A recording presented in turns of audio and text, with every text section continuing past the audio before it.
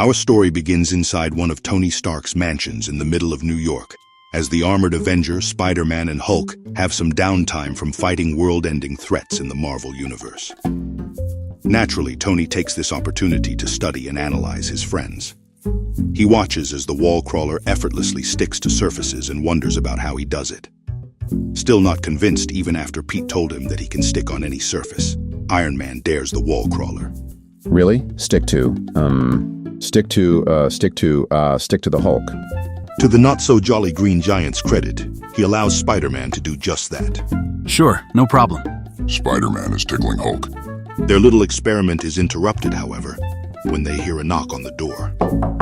Iron Man answers it to find an unusual guest barging into his home. Well met, Iron Sir. It is I, Hercules. After his abrupt introductions, Hercules witnesses proof that the web-slinger and the raging giant of the Marvel Universe are truly a couple of good buds. Green Sir, you have a spider on your arm.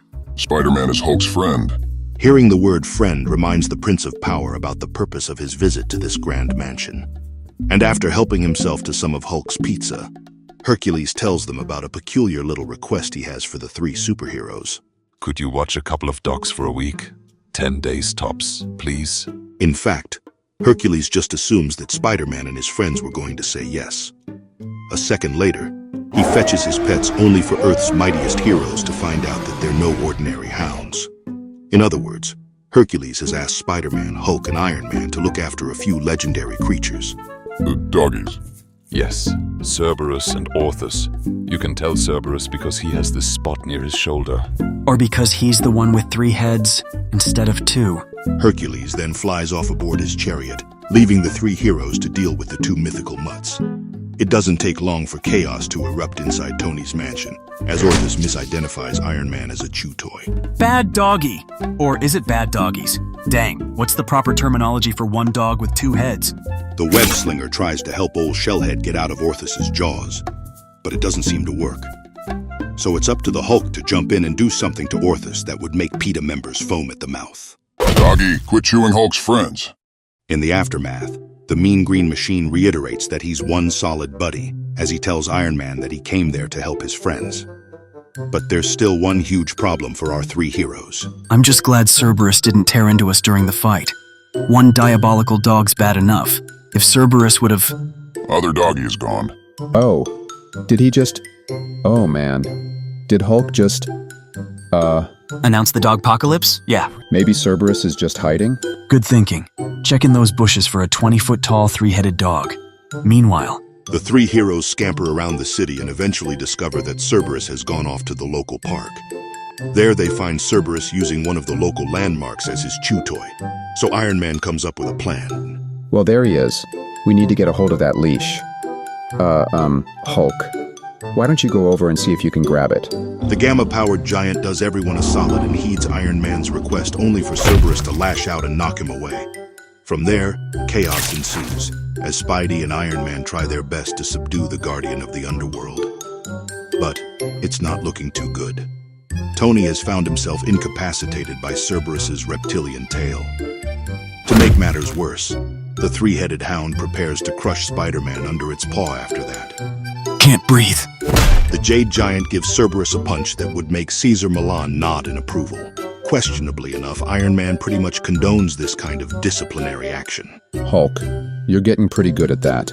We've got to get this thing to obedience school. Everyone agrees to Spider-Man's proposal, and they begin to train both Orthus and Cerberus the next few days. As anticipated, their journey was fraught with difficulties, as the irritable dogs repeatedly ignored Iron Man and treated him like a deluxe shiny chew toy. But, as most pet owners would know, it was only a matter of time before these hellish hounds turned into a couple of gigantic good boys. Beg. Hey, he's actually doing it. This is starting to work. Look at this. They've both learned how to behave. And all because of a steady combination of treats and a rolled-up newspaper.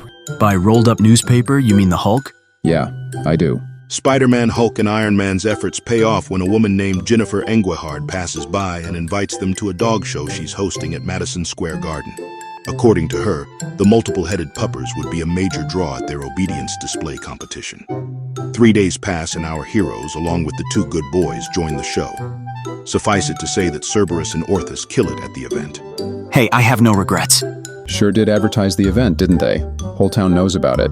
In fact, everything was going well until an unexpected intruder arrived on the scene to try and start some static. Unsurprisingly enough, it's a Chihuahua, the embodiment of canine inferiority complex. We then find out that its name is Mrs. Cuddlekins, and she's owned by your typical uppity regular dog show participant.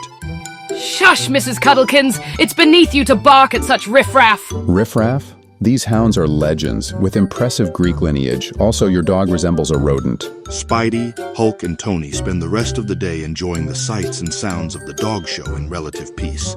A peace only broken when Hercules returns to fetch the legendary dogs. We then find out that the Prince of Power is kind of a scumbag when he reveals that he's planning on straight-up wrestling Cerberus to prove that he is indeed Hercules. So, of course, Spidey isn't having any of it. Little did Hercules know that Hulk also heard about his plan. And as we all know by now, you won't like Hulk when he's angry. Don't hurt funny head dog. A riot ensues between our three heroes and the Greek demigod, though at least they have the decency to take their scuffle to the streets of New York instead of disrupting the dog show. No one as strong as Hulk. Yay! Our big brother's home! Whoa! Hulk smash! Orthus becomes enraged by the entire situation, leading him to assist Spider-Man and his friends. Whoa, Orthus, so you have turned against me as well? So be it. When even his dogs turn against a man, it's time to admit defeat. Yeah, that's right. There's little shame in admitting defeat, not when victory would in due course have been mine. Yeah, right. Huh? Still, tensions further subside when more good news arrives. Jennifer informs our heroes that not only did their superhuman scuffle provide great publicity for the dog show, but Cerberus even won first place in the obedience category. Hercules takes credit for the win and takes the blue ribbon from Jennifer. This angers the rage-powered Hulk, but his boy Spidey knows how to calm a brute down. Keep cool, Hulk. Let it slide. We'll get you another ribbon.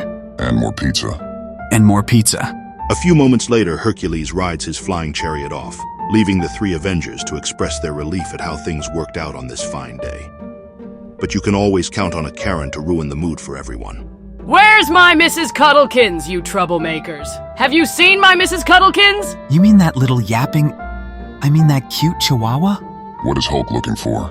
Unknown to them, Cerberus has found true love as he and Mrs. Cuddlekins elope somewhere not too far away, presumably to make a litter of the cutest offspring that the Marvel Universe has ever known. That's all for now, people. We hope that you like this video. Tell us what you think about it in the comments section below. As always, don't forget to like, share, and tap that subscribe button to see more fun videos like this one. In the meantime, feel free to watch the next one. We'll see you soon. Take care.